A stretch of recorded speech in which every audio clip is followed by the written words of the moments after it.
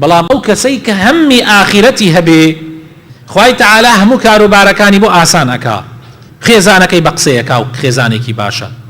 مناڵەکانی ڕێک و پێک دەرەچن، خەفەتی زۆر ناکەنە دڵیەوە، خزمەکانی باشە بن، سەیرەکەی کاروبارەکانی بە ئاسان دێتە دەسەوە، زۆر بیری لای دنیا نییە، بەردەوام بەرچاوتێرە. ئەگەر حەتی کەنانی ئەو ڕۆژەی هەبێ بەرچاوتێرە، ئەڵێ الحەمدولله سوپاس بۆ تۆ خوایە، ئێستا تیکەیەکم خوارد و زکمی پێ تێر بوو، بۆ دوای ئێستا خوا کەریمە. چونکە قەناعەتی وایە کە تیکەیەکی نانی مابێ لەم دنیا نامرێ، قەناعەتی وایە قومێک ئاوی مابێ لەم دنیا نامرێ، بۆیە دڵی مرتاحە. پاشان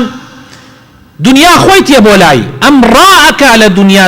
دێ بۆ لای بە پێچەوانەی ئەوە